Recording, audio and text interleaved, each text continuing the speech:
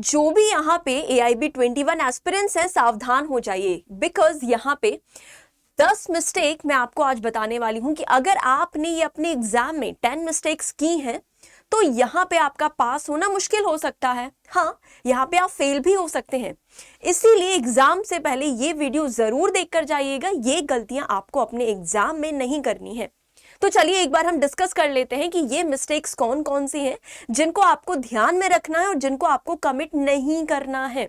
बहुत ध्यान से पेपर सॉल्व करना है आपको, क्योंकि 7 जून को आपका पेपर होने वाला है। टाइम यहाँ पे बिल्कुल भी नहीं बचा हुआ है, इसीलिए इन चीजों पे ध्यान देना भी जरूरी है आपकी प्रिपरेशन के साथ साथ। और उसके पहले ये मेरा टेलीग्राम चैनल है मुस्कान मैम स्टडी IQ जुडिशरी। तो अगर आपको AIB 21 एग्जाम से रिलेटेड कोई भी क्वेरी आती है, अगर आपको मेरी गाइडेंस चाहिए है किस तरीके से पेपर सॉल्व करना चाहिए, क्या अगर कोई भी डाउट है एग्जाम से पहले, आप मुझे यहाँ पे कनेक्ट कर सकते हैं, इवन एग्जाम के बाद भी। ठीक है। और साथ ही साथ स्टूडेंट, ये मेरा एक सेकेंड, ये मेरा ऑफिशियल नंबर है 9667113879। तो आप मुझे यहाँ पे व्हाट्सएप मैसेज भी कर सकते हैं, व्हाट्सएप कॉल भी कर सकते हैं for my mentorship and guidance. चलिए एक एक करके अब हम बात करते हैं उन सारी मिस्टेक्स के बारे में। सबसे पहली जो मिस्टेक है that is bringing the wrong study material. अगर देखिए ये आपका ओपन बुक एग्जाम है, लेकिन ओपन बुक एग्जाम के साथ साथ आपको कुछ चीजों पर ध्यान रखना है। सबसे पहली चीज ये है कि बेयर एक्स आपको लेकर जाना है। और बेयर एक्ट कौन से बेयर एक्ट? जो आपके जहां पे शॉर्ट नोट्स नहीं है, जहां पे कमेंट्री नहीं है। अगर थोड़ी बहुत आपने अंडरलाइन की रखी है तो चलिए वो चल सकते हैं, लेकिन ज्यादा आपको स्क्रिबल नहीं करना है। आपके neat and clean bear acts होने चाहिए। और यहाँ पे BCI के द्वारा बोला गया है कि कोई भी आप टेक्स्ट बुक नहीं लेकर जाओगे, कोई भी आप नोट्स नहीं लेकर जाओगे, कोई भी आप guide, coaching guide, digest, commentary, ये सब आप लेकर नहीं जाएंगे। सिंपल आपको बेयर एक्ट लेकर जाना है। बेयर एक्ट ऐसे बेयर एक्ट जिनमें शॉर्ट नोट्स नहीं होगा, जिनमें कमेंट नहीं होगा। अदरवाइज आपको डिस्क्वालीफाई भी किया जा सकता है कि आपने चीटिंग की है, क्योंकि although it is an open book exam but still यहाँ पे जो गाइडलाइंस BCI के द्वारा प्रोवाइड की गई हैं उनको आपको ध्यान में रखना है। तो स्टडी मटेरियल गलत मत लेकर चले जाना, क्योंकि इससे बहुत ज्यादा नुकसान आपको हो सकता है आपके एग्जाम के लिए। आते हैं दूसरी मिस्टेक पर, पुअर टाइम मैनेजमेंट। अब बहुत सारे स्टूडेंट्स जो हैं वो ये सोचते हैं कि हमारे पास 3 घंटे का टाइम है और 100 क्वेश्चंस हैं, आराम से हम कर लेंगे, और वो भी देखकर ही तो करना है क्योंकि हमारे पास तो स्टडी मटेरियल है, हम तो देख देख के कर लेंगे। लेकिन नहीं, ऐसा नहीं होता है। इनफैक्ट जो ओपन बुक एग्जाम होता है उसमें आपका ज्यादा टाइम लगता है। अगर आप एक क्वेश्चन को फाइंड आउट करोगे और अगर आपको नहीं पता है कि वो क्वेश्चन कहाँ पे दिया गया है, या बिल्कुल ही आप क्लूलेस हो, तो उसमें आपका यहाँ पे 10 से 15 मिनट, 15 से 20 मिनट अगर आप एक क्वेश्चन के लिए वेस्ट कर रहे हो तो इससे आपके बाकी क्वेश्चंस में नुकसान हो सकता है आपको। इसीलिए टाइम मैनेजमेंट बहुत ज्यादा जरूरी है। तो एक स्टैंडर्ड टाइम अगर आप लेके चलो तो एक क्वेश्चन के लिए आप 2 या 3 मिनट आप दे सकते हो, ठीक है। लेकिन अगर आपको 5 से 10 मिनट लग रहे हैं एक क्वेश्चन को टैकल करने में, तो ये आपकी बड़ी मिस्टेक हो सकती है, जिसके कारण बाकी क्वेश्चंस आपके रह जाएंगे। इसीलिए अगर किसी क्वेश्चन में स्टक हो रहे हो, ये हो सकता है कि आपको कोई क्वेश्चन ना बने, बिल्कुल सही बात है, और अगर आप उसको फाइंड आउट करो तो शायद आपका टाइम ज्यादा कंज्यूम हो रहा हो, तो उस क्वेश्चन को वहीं पर छोड़ना है, उस क्वेश्चन को स्किप करना है और दूसरे क्वेश्चन पे आपको आगे बढ़ना है, ठीक है। दूसरी चीज। तीसरी चीज पे आते हैं हम, that is not knowing how to navigate the bare acts. अब कई सारे ऐसे एस्पिरेंट्स हैं जिनके पास बेयर एक्ट है, लेकिन उनको पता नहीं है कि हमें किस तरीके से क्वेश्चंस को आइडेंटिफाई करना है, किस तरीके से आंसर को आइडेंटिफाई करना है। तो ये सबसे बड़ी मिस्टेक हो सकती है कि रैंडमली अगर आप फ्लिप कर रहे हो पेजेस को बेयर एक्ट्स के, तो वहां पे आपका ज्यादा टाइम कंज्यूम हो सकता है। इसीलिए आपको पता होना चाहिए कि अगर जो सेक्शन बेस्ड क्वेश्चन है उनको आपको इजिली किस तरीके से आइडेंटिफाई करना है। इंडेक्स से आइडेंटिफाई करना है आपको। जो आपके केस लॉ या कंसेप्चुअल बेस्ड क्वेश्चंस हो गए, उनको आपको थोड़ा सा यहाँ पे अंडरस्टैंडिंग होना जरूरी है। वहां पे अगर आपकी कंसेप्चुअल अंडरस्टैंडिंग नहीं है तो वहां पे आपको क्या हो सकता है, थोड़ा यहाँ पे नुकसान हो सकता है। इसीलिए बेयर एक्ट्स को नेविगेट कैसे करना है, कौन सा टॉपिक किस चैप्टर में है, कौन सा टॉपिक किस चैप्टर में दिया गया है, किस सेक्शन में दिया गया है, ये आपको इंडेक्स से देखना है, उसके बाद अंदर जाके आपको देखना है, ठीक है। देन आफ्टर जो आपकी नेक्स्ट मिस्टेक आप कर सकते हो, दैट इज OMR शीट में, क्योंकि आपको जो क्वेश्चंस मार्क करने हैं वो OMR शीट में करने हैं। और जब भी आप OMR शीट वाले मतलब एग्जाम में अपीयर होते हैं तो वहां पे इंस्ट्रक्शंस लिखे होते हैं जो बहुत सारे बच्चे जो हैं वो उसको स्किप कर देते हैं। आपको इंस्ट्रक्शंस बहुत अच्छे से पढ़ना है, किस तरीके से आपको OMR शीट को फिल करना है, क्योंकि देखिए OMR शीट आपको 4 ऑप्शंस रहते हैं, आपके 4 सर्कल रहते हैं, उसमें एक ही सर्कल को आपको डार्क करना होता है। और उस सर्कल को, जैसे सपोज अगर आपका ये सर्कल है, ये अगर आपका सर्कल है तो इस सर्कल को आपको पूरा यहाँ पर डार्क करना है, और कोई भी मतलब यहाँ पे बिल्कुल भी स्पेस नहीं होनी चाहिए। आपका जो लाइनिंग है वो इस सर्कल के बाहर नहीं आनी चाहिए।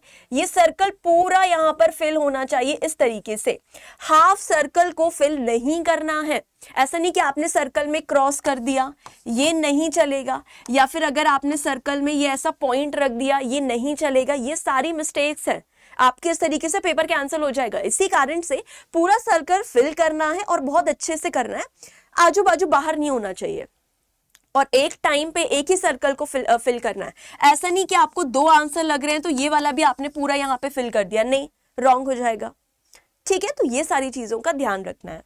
Then after ignoring the high weightage subjects, आपको ये ध्यान में रखना है कि AIB एग्जाम जो है वो कट ऑफ बेस्ड पेपर है। मतलब यहाँ पे आपको जनरल वालों को 45% और रिजर्व कैटेगरी को 40% मार्क्स यहाँ पे लेकर आना है।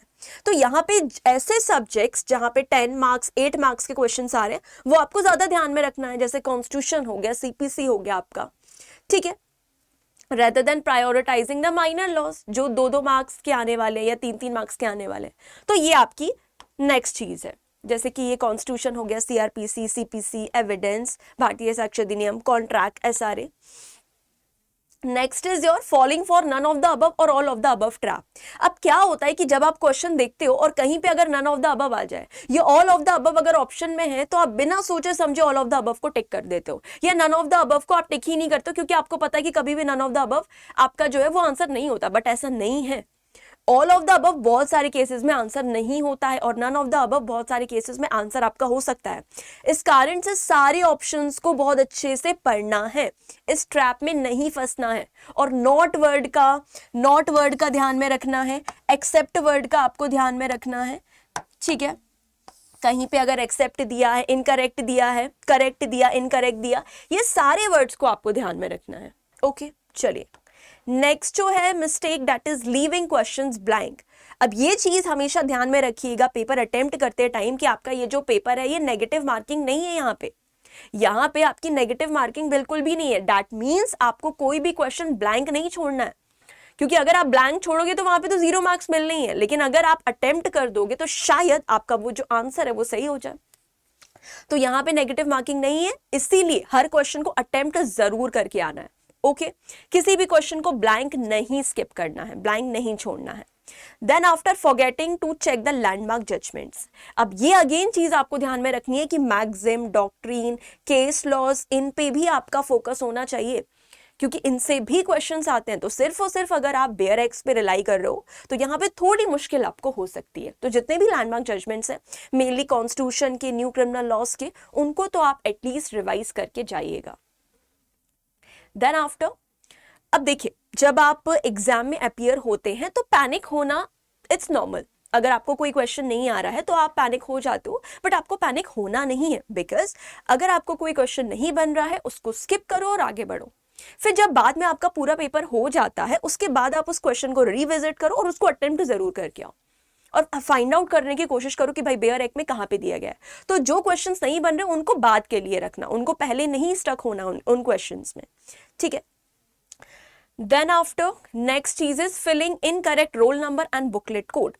अब ये है तो बहुत छोटी चीज लेकिन बहुत इंपॉर्टेंट चीज है। जब आप अपनी डिटेल्स को फिल करते हैं, ठीक है, पेपर अटेम्प्ट करने से पहले आपको टाइम दिया जाता है, आपको बोला जाता है कि भाई बहुत अच्छे से आपको डिटेल्स फिल करनी है, क्योंकि अगर आप रोल नंबर गलत फिल कर दोगे या OMR शीट में अगर आप गलत फिल कर दोगे या बुकलेट कोड अगर आप गलत फिल कर दोगे तो यहाँ पे आपका पूरा रिजल्ट यहाँ पे क्या हो सकता है, कैंसिल हो सकता है, रिजल्ट ही गलत हो सकता है। इस कारण से जितनी भी आपकी बेसिक डिटेल्स है वो आपको बहुत अच्छे से ध्यान में रखनी है। तो ये सारी चीजें आपको, ये जो मिस्टेक्स हैं इनको ध्यान में रखना और इनको कमिट नहीं करना है। ठीक है, उसके बाद स्टूडेंट, अगर आप यहाँ पे AIB 21 एस्पिरेंट हैं और उसके बाद डेफिनेटली आप प्रैक्टिस में जाएंगे, आप कोर्ट रूम जाएंगे, कोर्ट में प्रैक्टिस करेंगे कहीं सीनियर के नीचे एज अ जूनियर बन के, या इंडिपेंडेंट प्रैक्टिस में भी अगर आप जाना चाहते हैं। तो उसके लिए सबसे ज़्यादा इंपॉर्टेंट होता है आपका नॉलेज, आपका प्रैक्टिकल एक्सपीरियंस। तो यहाँ पे आपके बैचेस है कोर्ट रूम ड्राफ्टिंग प्रोग्राम, जो कि स्टार्ट हो रहा है 10 जून से।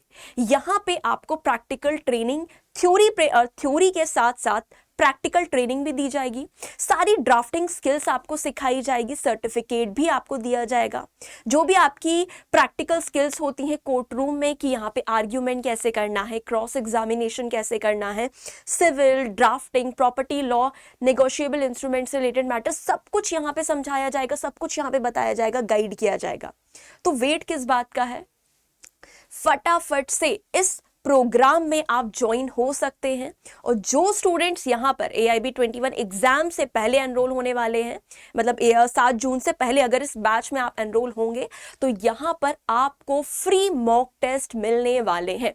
तो फटाफट से इस बैच में एनरोल हो जाइए, जो कि 10 जून से स्टार्ट हो रहा है। वहीं अगर आप क्रिमिनल लिटिगेशन में जाना चाहते हैं, तो ये बैच आपका 9 जून से स्टार्ट हो रहा है।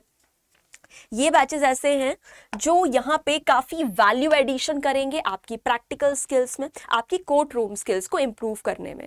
तो यहाँ पे आप ज्वाइन कर सकते हैं इस बैच को मेरा कोड यूज़ करके MUK100, जिससे आपको यहाँ पे डिस्काउंट मिलेगा और मेरी मेंटोरशिप भी आपको यहाँ पे मिलेगी।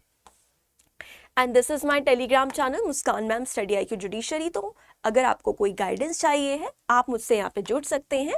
और यहाँ पे ये मेरा व्हाट्सएप नंबर है 9667113879। तो यहाँ पे भी आप मुझसे जुड़ सकते हैं।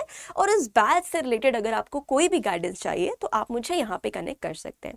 Thank you so much everyone, have a nice day and all the best.